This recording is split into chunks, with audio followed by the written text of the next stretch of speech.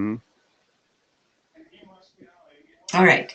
So, welcome back, everybody. And we're going to talk about part two, chapters 4 and 5. And as we were chatting before the session started, we were just saying how exciting these chapters were, how we were impressed by how much is going on and how well Ayn Rand writes and scripts all of this, all of the dialogue, the setting, the two parties, everything that's happening. And Charles was saying that if he ever said that Ayn Rand wasn't a good writer, he regrets it. Yes, I'm on record for that. I think she's extraordinary beyond the pale, really. Yes. All right. So I wanted to start today. Let's go right straight to this business venture that's being formed. Ron, you're laughing. What are you laughing at? Well, yeah, I think it's funny, but I think Leo's hung out to dry, but what do I know? Right. Yeah. Well, yeah. Let's talk about it because it's got some it's a very interesting business model that. So we've got this Lev Kovalensky food products, right? Yeah. And so how does this work? Um, Technically, Leo is the proprietor, right? He's the owner, and Right, right. um, he's working with Coco.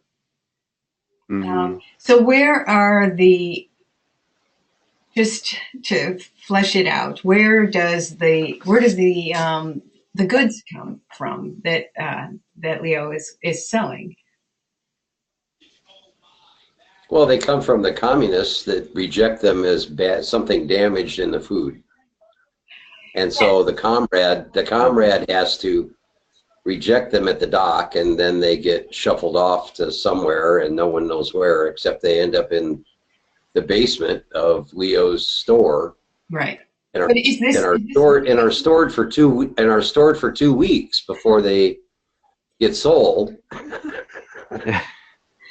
I think the classic thing I'll remember from this week's read Uh-huh. is the sales clerk that wipes his nose with his back of his hand and then serves butter to a pound of butter and says and we know it's been there for 2 weeks and it's the best butter in the city. the And I'm best going, part? really? Right. Right. Yeah, it's awful. In fact, just as an aside, did anybody see that Vice News segment on Venezuela that they on the conditions in Venezuela with the socialist government? You know what? Well, I know they're awful, but I haven't seen Haven't seen it. anything I'm going to post it new. on our Either. page later, and if you have a chance, take Yeah. a look at it because it's like what did they read the living and then just like script it into Venezuelan daily life Sure. Sure. because Yeah. um, yeah, it's remarkable. But this is of course a scam, right? Because there's nothing Oh, yeah. about those goods that is good or bad or any worse, right? So Mhm. that rejection of them is just a matter of it's graft uh, is Yeah. is what we have here.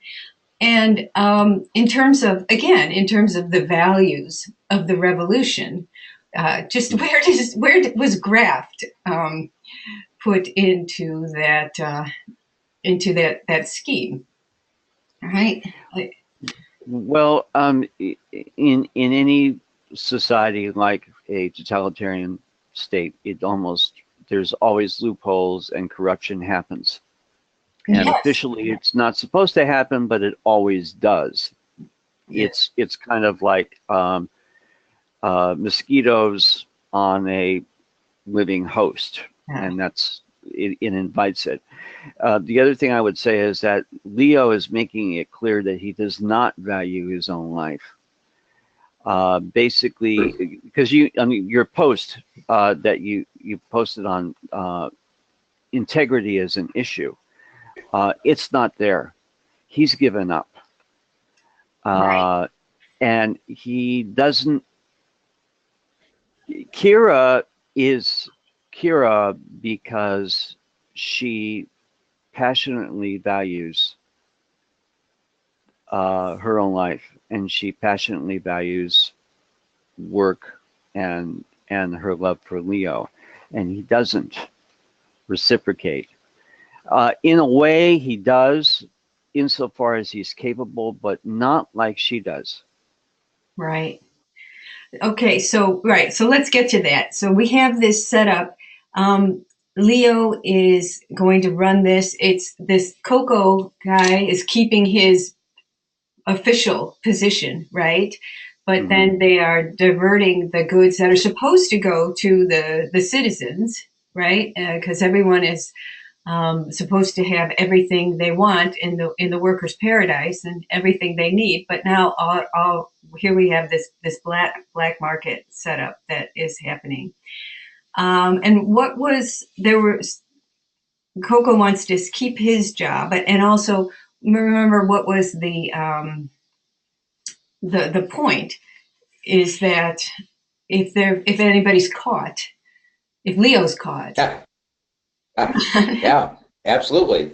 Hmm. Yeah. right? So Well, and I thought it was interesting. Coco wants his cut first. Hmm. And so I thought, I wonder what's going to happen when they find out that Leo's been skimming. Well, oh, Leo is the perfect patsy because he is a bourgeois, Yeah, and absolutely. yeah, I mean, everyone's going to point their fingers at him. It was all his idea, and in fact, he's using it as a cash machine right, we'll for get to Well, himself. yeah, Yeah. it's an ATM to Leo. Yep. Lindsay, do you want to add something? Oh, can't hear you. Muted. I think it's really interesting that Leo is so like he's got this attitude of, whatever, I don't care. But he's also like really prideful at the same time. Like so much of it, like he's just like, well, I'm not going to keep living off of you, so I'm going to do this like crazy deal, and I feel like there's something in him that he still wants to retain. Like he has this sense of it, but it's also, I don't know, he's interesting and sort of reminds me of my ex-boyfriend, frankly. So every time I read it, I'm just like, oh, this attitude. Oh, I interesting. know this attitude. Right, because he doesn't want to live off of Kira, right? Mm-hmm.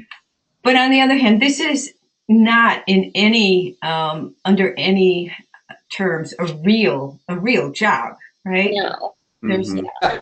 it's like Yeah. not something to be proud of. right. So it's just sort of weird. And like, I think then when he's like taking all this money from it and buying all these things, like, let's make this big show. Like he's just so, I don't know, careless about it. He Flamboyant, I think, might be the word.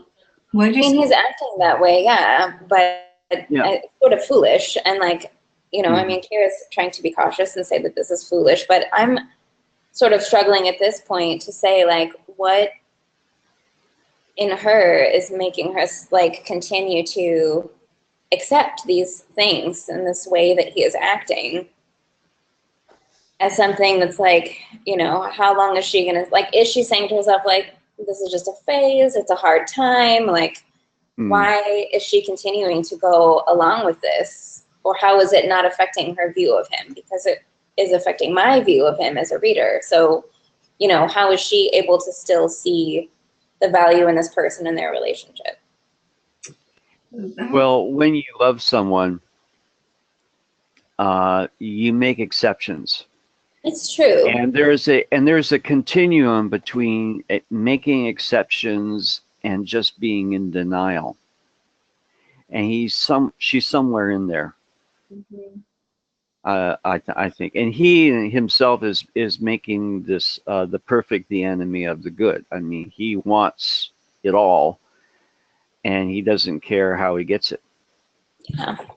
Yeah, that's interesting because I thought too. Well, all right, they're trapped. I do understand that. They're trapped. It's not like he can go and do some other things. But is there another way? Could they have saved money somehow? As remember, Coco talks about at some point we'll have enough money to go abroad. So somehow people are being allowed to leave. So would it be something that it with uh, discipline that they would Yeah. be able to get themselves out of there, Hmm. and that then Mhm. makes this behavior looks worse, I think. Yeah. But right, so Kira says to him, right, Leo, are you insane? Um, and then she says, if that's a new way of committing suicide, there are much simpler ones. Remember Yeah, this to him. it's funny. Right. But then, as you pointed out, Charles, he basically says, I don't really care that much, right? He says, I Yeah. know that this is as rotten and crooked a deal as could be made, and I know I'm taking a chance on my life, and I still want to do it. Um, and then he says, I'm not risking much when I risk my life. Yeah, which is, I think, sad. I mean, Yeah. Okay. it goes back to Adele's statement last week. I mean, that, they're living death rather than death, Yeah. and Yeah. And and then, I think she was right on. She hit the nail on the head. right. And then Lindsay, to your point, on page 297, Kira says to Leo, Leo, if I begged you for all of my love for you, for all of yours, if I told you that I'd bless every hour of every excursion, every fluoride scrub, every demonstration I'd have to attend, and every club and every red flag, if only you wouldn't do this, would you still do it? And he says, yes. So again, Yeah. in terms of why now she would still love him, I think that's a very valid question Yeah. at this point. And I remember the first time I read it, I thought, wait a minute, this guy's a jerk. What what's happening here? I mean, who's the good guy and whatever. This isn't supposed to happen. And part of it, what I do remember is that I had a certain set. Okay, this is an Ayn Rand novel. This is her first. Wait a minute. This shouldn't be happening. And I was basically fighting the mise en scène as it played out, because rather than accept the author's premises, which is what you should do when you're reading a book. And so I have almost a complete blank out of the part between the sanitarium and the ending, for that reason. And now, of course, I understand what she was getting at entirely. It, It's and it's you know really the rest of this book is really really hard to take. I mean, yeah. chapter after chapter, it just gets worse and worse, and everyone behaves worse. Great. Thanks, Marilyn. I'm excited to hear that. I know, like trigger warning. Sorry. It makes me want to read. Just wait. Yeah, just wait. I mean, Yeah, there's by the end, you'll get little pills in the mail. What? 5 free visits to a psychologist, right? right. Right. And that this is why I challenge I respectfully challenge what she said about it being non-autobiographical. She's such a good writer that it's entirely possible that's true. But there are things there that are so vivid, so lucid. You can practically see them. she had in the party scene, I'm jumping just a little ahead, but in the first chapter that we're reading Oh yeah, we is can. is that they're all talking in gangster slang, American gangster slang, which would be not exactly a transliteration, but her way of translating what they would have said in Russia. Uh, the criminal elements would have said in Russia to make it accessible to American readers, because this one was published in the United States and written there. Um, it, it the behavior uh, sounds like it's something that was very, very real, Mm. between the party members. Now, she wasn't a member of the party, and I doubt that she saw such a party, but she undoubtedly did see people at their worst. And she Yes. undoubtedly did see party members who were effing hypocrites. Right. And Uh, it's interesting to see, though, what happens to people here. And they're trying to survive. Let's remember that. They're trying to survive, yeah, and probably they're trying to thrive in some way. They're trying to be the people they want to be. But yeah. I was struck by something that Michael said last time, and because I mentioned Julian Barnes, who's writing a book about Shostakovich, and that he Barnes said that he would find a way to keep writing. And Michael turned it around and he said, "Well, I find a way to paint." And that makes a lot of sense. You're in a system like that and you're stuck. I guess I would be writing. I would be writing myself, and I take it back. I think if you're in a system like that, you'd find a way to survive and try to do what you love, even when the sky is falling around you. yes, and I think Rand is showing this, but I think she never says, well, oh, it's okay, because obviously it's not okay. And really think she's just trying to show how horrible it Yes. is to try to live and try to thrive under a system like this. And if we look at the people who do thrive, for example, this Coco, right, who's Hmm. the Yeah. mastermind of this scheme. What kind of a person is he? What kind of a man is he?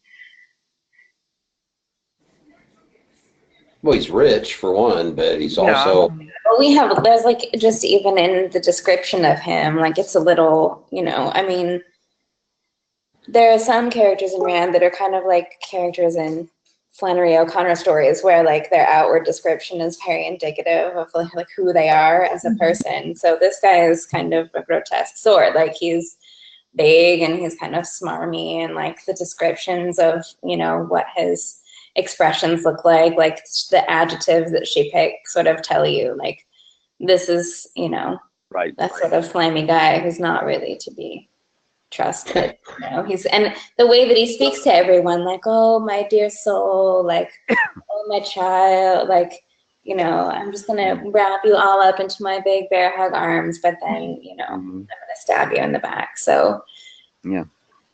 yeah, Right. he's Yeah. not really. Just completely without principles. But yes, but all these paternal types of expressions, and always the openly religious. So it's like I can't tell where he is. Clearly, he doesn't have a center, and it's any kind of core. Hmm. He's just Yeah, grab. I think it's just like whatever it needs to be in Okay. the moment he's in. Like he will become what he needs to be to get what he needs in that scenario, and then in Yes. the next one he'll become Yes. something else. That is just what I was going to say. It's the expediency of the moment. He believes whatever he thinks you want him to believe. And he, rest his soul, my beloved. May God bless us all, that sort of thing. A little something for everyone, everybody's buddy, but no one's friend. You don't trust them, any farther than the range of a Smith and Wesson or whatever they were using, and in those days, so a Kalashnikov or whatever. Mm-hmm. Yeah. Mm-hmm. Well, I think it's interesting too because I also think that she's flipping some conventions on her head with Coco, because I think there would have been um, characters in literature that for which a guy like Coco would have been represented as like the evil capitalist. Mm-hmm. Yes. Yeah. But here, instead, he's showing somebody who's clearly thriving in the socialist Mm-hmm. in the socialist world, and is manipulating this system. So I think that is interesting about him as well. Well, yeah, there's a broader point that in such systems, people will thrive by doing that. Check out Douglas Casey's International Man website. He takes that as a cardinal virtue. You know, we do this, you know, no matter what the system, we can make money as speculation and so forth. And what Rand is saying here, and goes on to say more explicitly, obviously, in the later novels, particularly Atlas Shrugged, is that this is not what she means by capitalism. Not what we mean. Yes. What she means by capitalism is objective law, rational trade, contracts, individual rights guaranteed to capitalists, and that this kind of slimy, under the table kind of thing is a caricature. Mm-hmm. He does not support. Yes. Okay. And now, speaking of, that's a very good transition. Speaking of slimy under the table things, let's move on to Pavel. So now there's a party member who's another, like the silent member of this business enterprise, right? And it turns out to be Pavel, okay, who is also the rival of Andre for party influence, etc. And I wonder if you caught that just the Pavel in his office, and again we're seeing here what the values of the revolution are. So here's Pavel. He's in his office. He's supposed to be helping the proletariat, right? And so, but what happens when they come into? Well, I'm smiling because he acts like the very, very typical bureaucrat, very comfortable in his own position and not really willing to help anyone. Don't call us, we'll call you. Let them come back tomorrow, sipping his tea. I have a party meeting to attend to, you know, that sort of thing. Yes. Yeah. Right. So again, we see that how the values of the revolution have just corrupted. And again, someone who's thriving now in the party is someone who acts like this, not Andre. Yeah. For example. Right. And so then our everyone's friend Sonia. Rolling around in the closet. Yeah.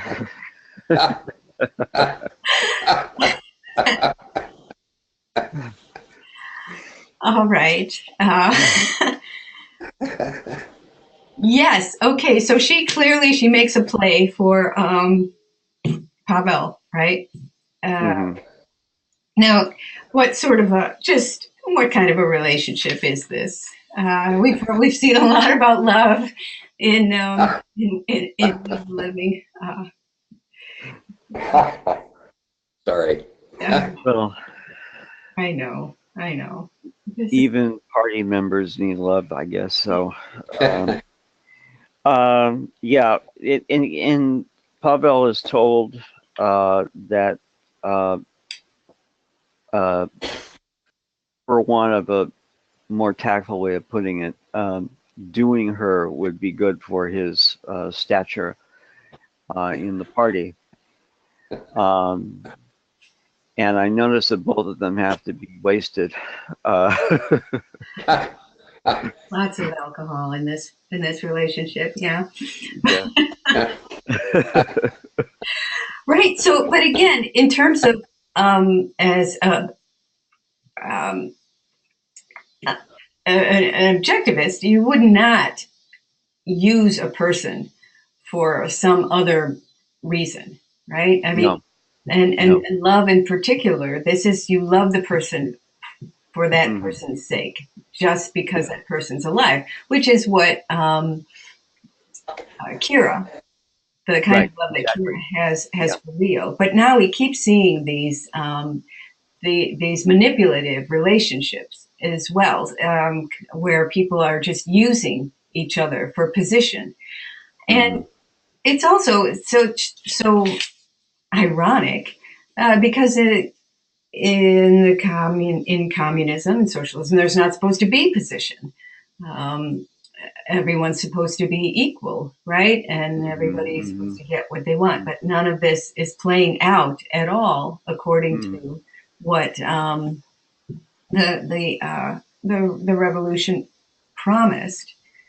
And Pavel, he's just sounding like he's sounding, just old and tired. Nobody appreciates me, which is a sort of a ridiculous thing for Mhm. a party official to be saying. Okay. So, but yeah, so these are very morbid, sort of maudlin relationships, devoid of real Mhm. love or a real passion, even a real sexual attraction, I think. I mean, Pavel makes it very clear that he doesn't find Sonia in the least He has to be drunk. attractive. Yeah. And that's not saying anything except that people should be, I think people genuinely tend to love people they're genuinely attracted to, not Right. for other reasons. Um, that's just a mess, and that seems to be. But these are high level officials, so this is, I think, Mhm. demonstrative Yeah. Yeah. of the type of thing that's going on. Okay. Well, anybody else want to comment on that last, that on Sonia and Pavel? Pretty clear, huh? Yeah. Okay. All right. So, Lindsay, you brought up the part about Leo in the cash register. Um, and I thought that would be an interesting thing too. What is going on with that Leo, the money, and that wedding present? Well, it seems like he's maybe skimming off the top of the business or just doing something that he's not supposed to be doing, I think, in terms of how he's taking the money. Um, but then I think it's kind of throughout the chapter, it's like sprinkled around. Like there's the moment that he's buying the vase, but then, there are some other things later, like Kira has these new things that presumably were purchased by, and like Leo himself is like wearing all of these new sort of fancy things. He's kind of flaunting these things around. I don't know, his attitude and this whole day right now is just like when he goes to buy the vase and he's like, I'm buying it for someone I hate. Like he's so dramatic about it. Like, calm down. Like, shop guy does not need to know that you really hate this guy. He's like, feels like he really needs to make this point that he is like, rubbing it in the face. Like, oh, I've somehow managed to conquer your terrible system and let me rub it in your face now with this really expensive vase that I bought. And, Yeah. I don't know. I don't know what he thinks is going to get him in the long run, other than I think he really just wants to stick it to people. Okay. I guess I thought it was also interesting the his lack of concern about the cost involved in the vase, because Mhm. when Kira said, "Don't take it, get to exchange it for something else," he just broke it. I mean, it made no. Yeah. He didn't seem to have put a value on it other than it was Victor's the gift to Victor, and Kirith didn't think that he should give it to him, and so he said, "Fine, I won't," and he just crashed it on the floor. And I think it kind of speaks to his overall sense right now of like nothing really means anything. So, Yeah. it's all kind of a show. Like, what Yeah. does it matter if he breaks this beautiful thing? Because nobody was appreciating it anyway. And, like nobody can really have nice things in a way that's like people are really appreciating the things for what they are. So it doesn't really matter. Yeah, None of and it really matters. that's a real good point, Lindsay. He's behaving like someone who's already had a death sentence on him, and he knows it. yeah, And it doesn't matter. It doesn't matter. His life isn't of value anymore to himself, and nothing matters now. And that often happens, but it's also really an excuse, and one that she won't take, one that Kira won't take. So Yeah, this is fascinating, and it does bring up some other questions. It's like, does Leo? He doesn't actually earn that money, right? no, he didn't. I mean, it's no, not it's real. money he took out of the till. Yeah, I mean, it's money he skimmed off the top. I mean, he walked in the store and took the money out of the drawer and went and bought the crystal vase. Right. Yeah, I mean, he's not even working in the store. He's not doing anything in there. He just like goes there, presumably like stops by and is like, we don't know if he stops by every day, but Mhm. he like chides the shop on a little bit, like, you need to get some fly paper in here. Like, this guy who's in there, who's selling all the food to the people and like doing the actual work of the store, like Leo's not doing any of that. He's just like, I just own it, and I'm gonna pop by and take some money, and then I'm gonna leave. Right. So, in a sense, he's being a realist, though. He knows that this isn't a real job. This isn't money that I've earned or anyone's actually earned. I don't Mhm. even know what the value of it is. No one knows what the value of these things are, these vases are anymore. What's Right. the difference if I pay this much or that? What's the difference if I have it or if I just crash it Yeah. onto the ground? Yeah. I'm sorry. No, Who's go gonna? ahead. Okay. Yeah. I have a friend who showed up at Atlas Summits to my great surprise, who I knew as an undergraduate, Gary Lawson, and he was an objectivist before I was, and got into huge trouble with certain members of the philosophy department faculty.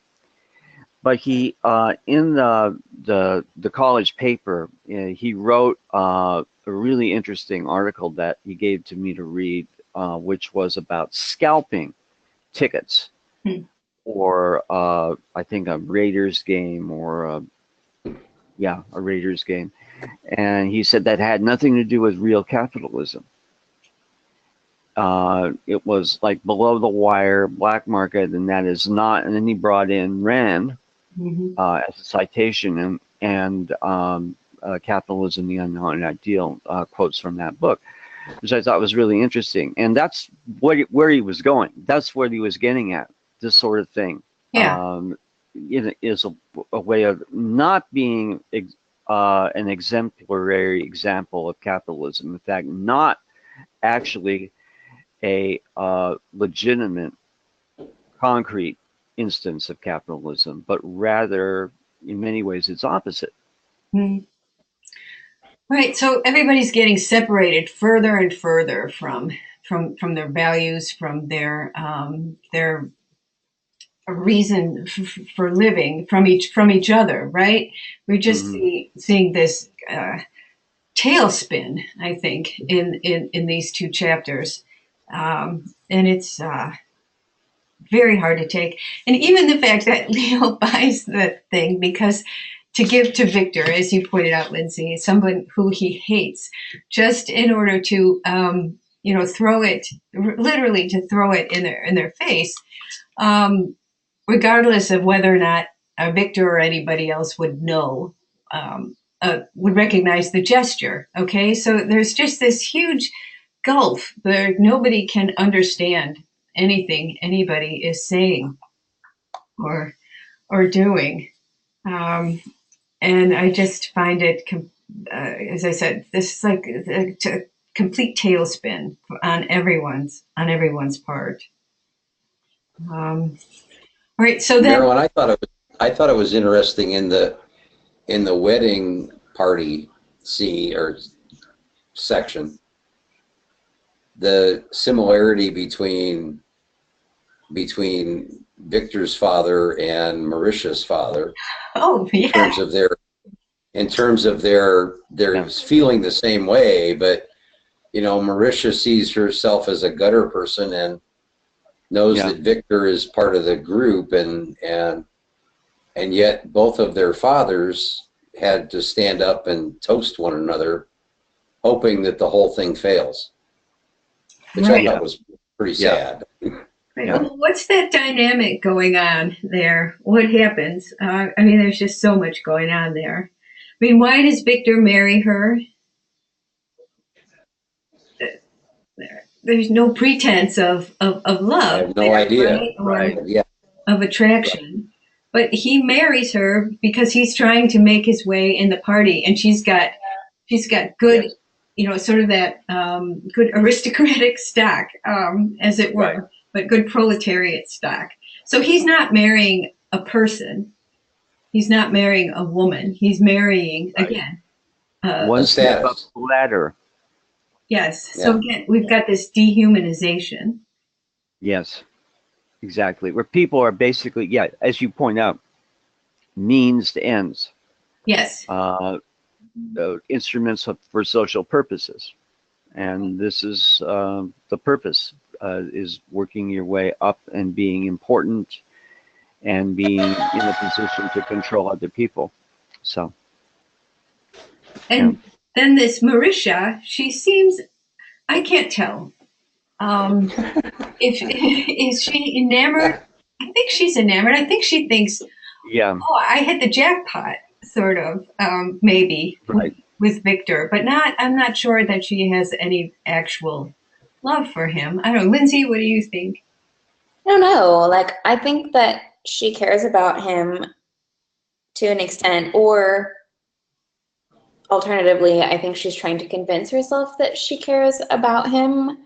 And also, I mean, she's definitely by the end of the thing, like, trying to make the best of it. Like, she's in it now. Like, she married him and he's, not really being very nice to her. And she's walking around with like a sad wilted flower on her dress and like, I know. Put the lampshade on your head, It's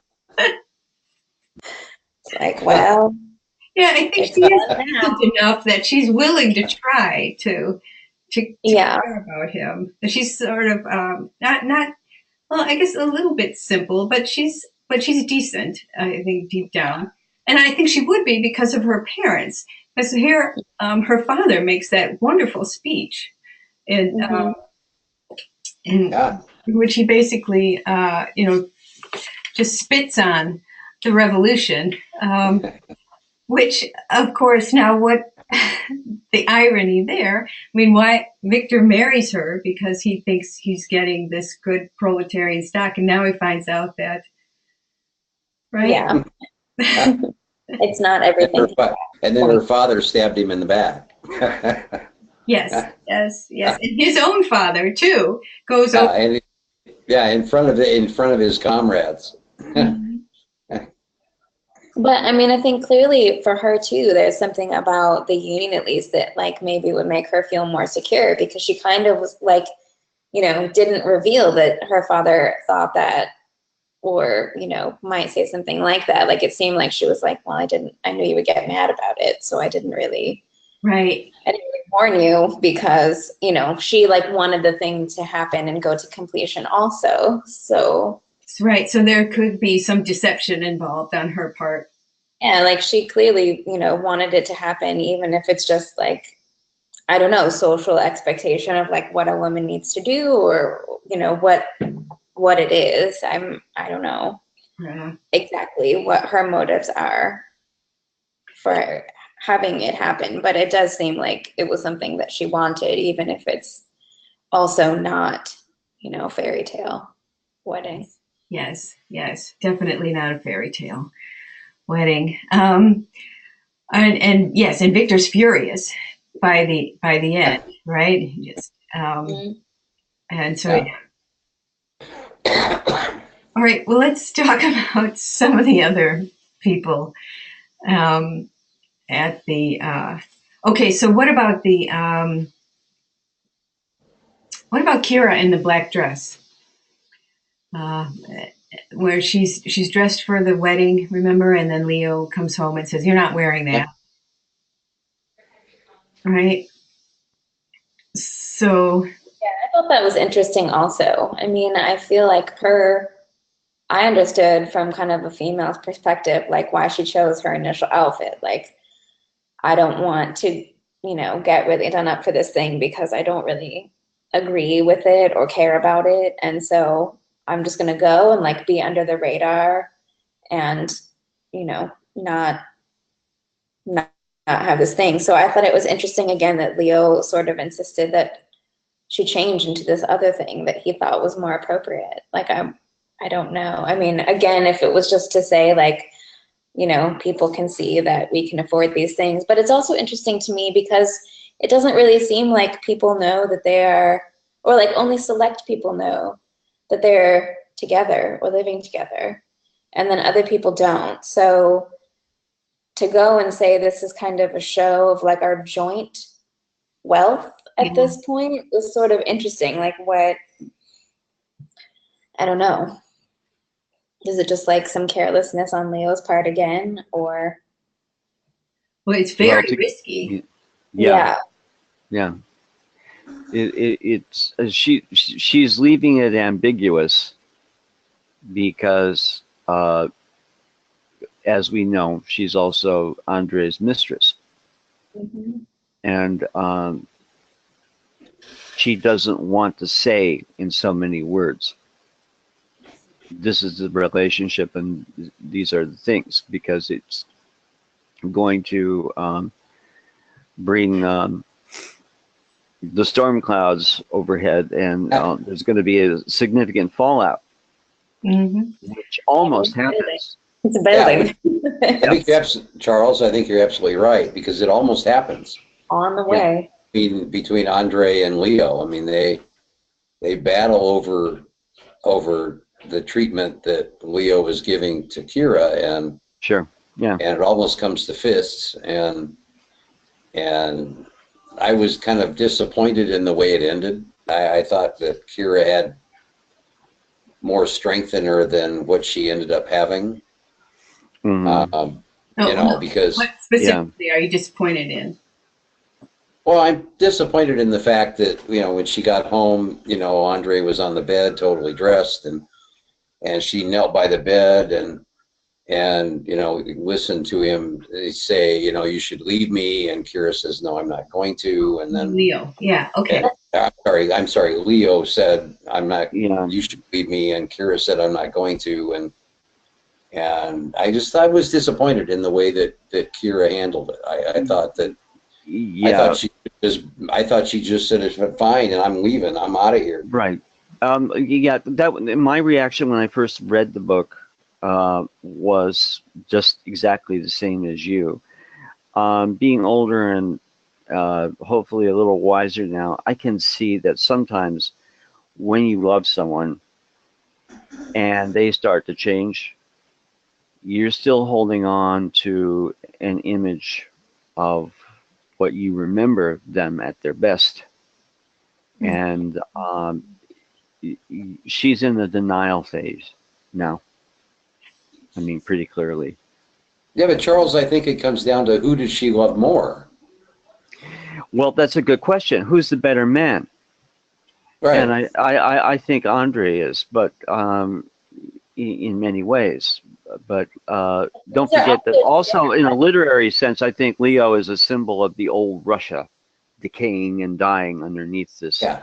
new Well, regime. But yeah, I think those are two different questions, Charles. Like, who does she love more versus who is the better man? Like, yes, don't she yes, doesn't of course, necessarily yeah, love the better man more. Like, I right, agree, Andre right, is better, right, but I right. think she loves Liam more, There, and I think that's yes, yeah. yes. I'm sorry. Yes, you're absolutely right about that. You're absolutely right.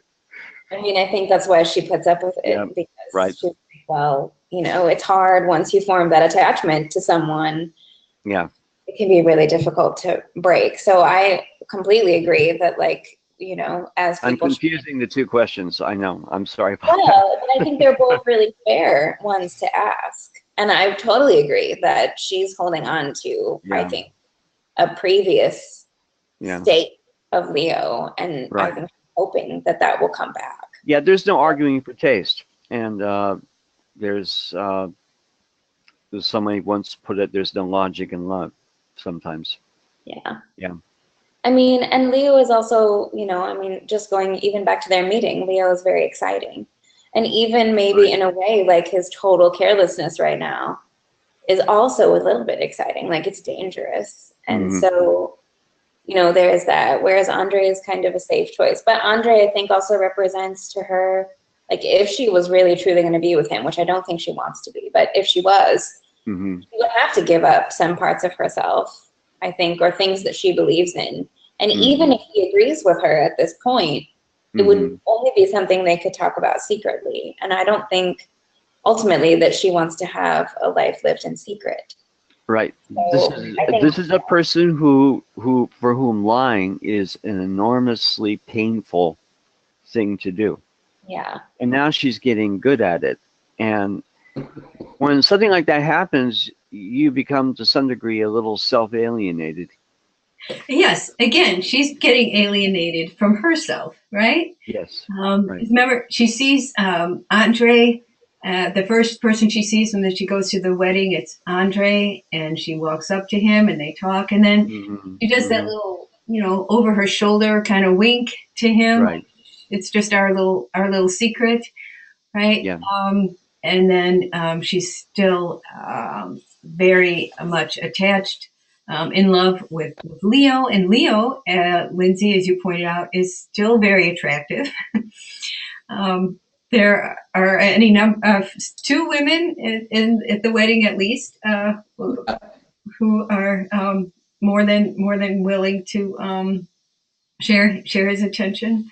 Yeah, and he's wasted and he's flirting like mad, like the old like the Don Equist commercial. The first look, his first look is the Right? first date, Who's and that Rita that's Exler, Leo. that Soviet femme fatale, right? Who's all over him, Right. and somebody else, someone else who's he's got his arm around, right? And he's very drunk. Um, but then Kira watches all of this. So, right, as you point out, Lindsay, she's got to be thinking, what what am I doing? Who yeah, is this? Who is this guy? On the other hand, then she does leave with Andre, yeah, right? And she goes home with him. Um, to It's not, he doesn't give her a ride home. She goes home and they hook up, as it were. And, before then she goes home to Leo. So now the two of them, it's a very maudlin scene, right? Hmm. yeah, it is. And I felt like part of the reason that she went home with Andre was also just to avoid the scenario of like him finding out where she really lives. Like, Yes.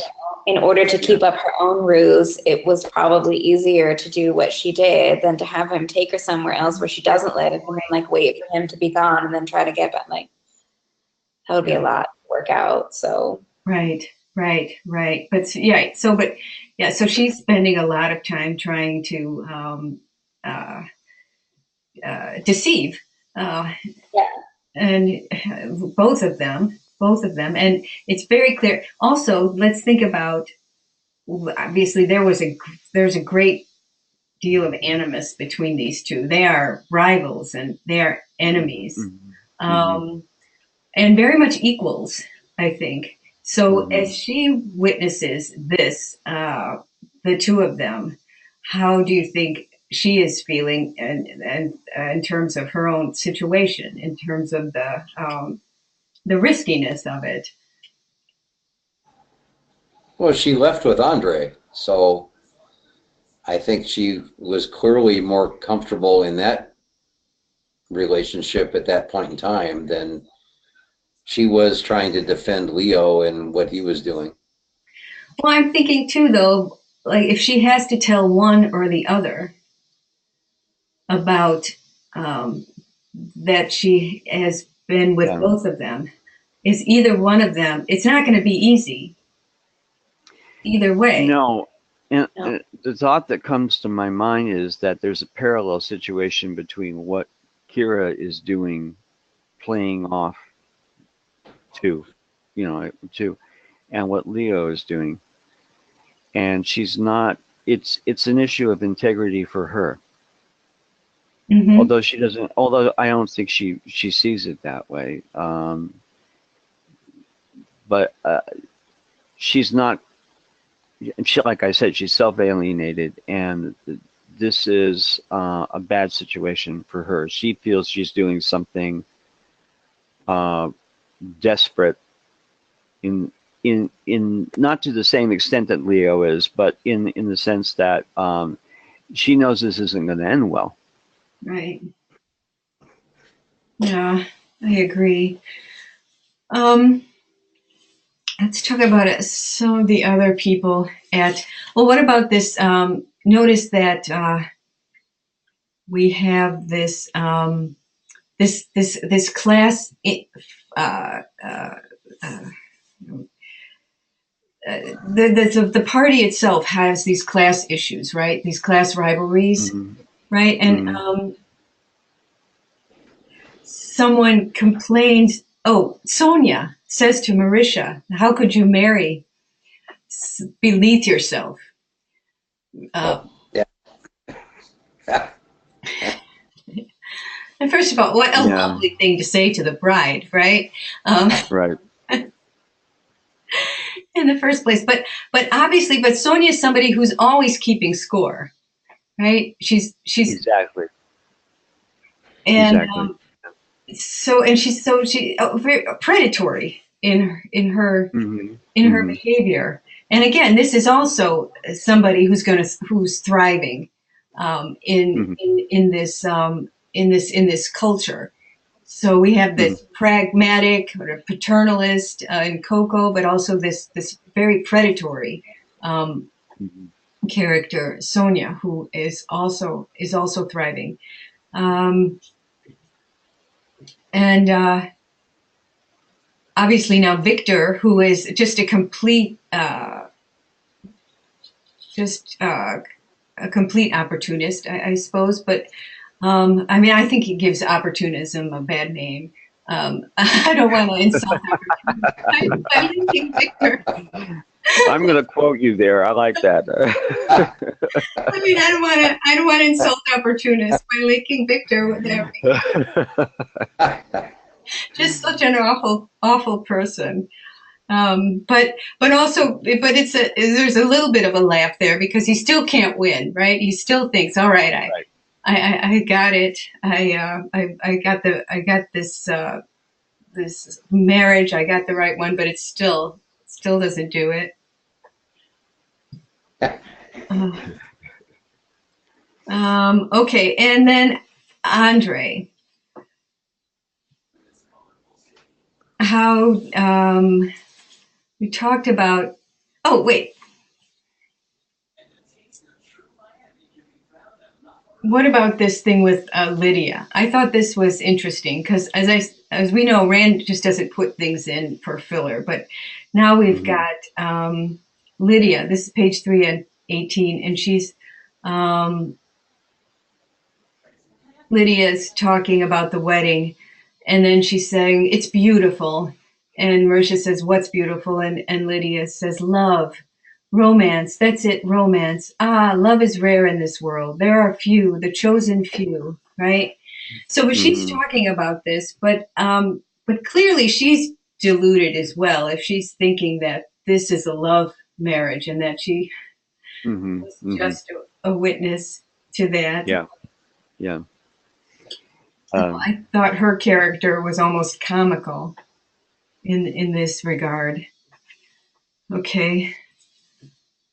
And then Well, and the other thing is that she Rand herself didn't believe that love was a causeless phenomena, and so here she is putting an opposite point of view here as someone who basically thinks it's like the weather, and if you believe that, you know, it'll be like random. And this was a person who believed that values were earned, mhm, mhm, and she was very much about Rand was about being self-willed into one's life circumstances. That is, anything that you are or are not are the results of choices or abdication of choices.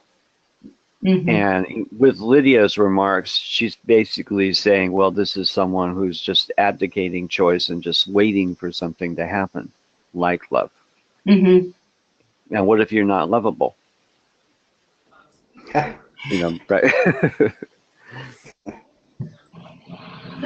Yeah, I mean, I think it's also significant too that she's saying, has it occurred to you that there are no beautiful feelings left in the world? And I mean, that's really the truth. Then that's the truth. Yeah. What is Yeah. happening? Like, there's nothing beautiful about any of this, like the scene, the wedding, like the relationships, like nothing. And even, in the broader view of the world that these people live in, there really aren't any beautiful feelings. And so this is also a person who, for this moment, is like choosing to make this a beautiful thing because she has some few Yes. options of Yes. what you believe is beautiful. Then it's like, well, I'm just going to choose to go with this because it's, Yeah. it's Right. not a leap for someone to say like, oh, this is so nice. It's such a nice thing. Like, it's something that conventionally we believe is beautiful. And so even though it's not, for Right. this moment, I'm Right. going to put some art to this because I need it. Yeah. There was a song, pop song, years and years ago. I'm dating myself. When I was in elementary school, I forget who sang it. Everything is beautiful in its own way. Yeah. And my mom would just go through the roof every time. Here's that. Said, Charles, everything is not beautiful. And she was right. Right. Yeah. Right. So to get to beautiful here, we've just got to fake it, right? Okay. Yeah. And that I think just sums it all up here. That everything is just awful here. It's ugly. Yeah. Yeah. And I think this is interesting though about beautiful feelings because I it's not true um, that Ayn Rand was not was unfeeling, or none of these characters is unfeeling. They're Right. all very have very accessible and recognizable Yes. emotions, but that at this point the best that we can do is to fake it. Is really Hmm. really where we're left. Well, does anybody have any final comments or questions? We're running out of I time. enjoyed listening to the conversation. I missed a little bit of it. I had to do some dishes, but I heard most of it. Okay. So good job, everybody. Thanks, George. Yeah. All Thank you, right. George. Well, Marilyn, I'm gonna stop. Marilyn, I just want to say that based on your description of the book from here on, I'm really looking forward to reading this week. No, don't give up. There's plenty to talk about. Don't give up. All right. Yep. All right. See everybody next time. Okay, thanks. All right.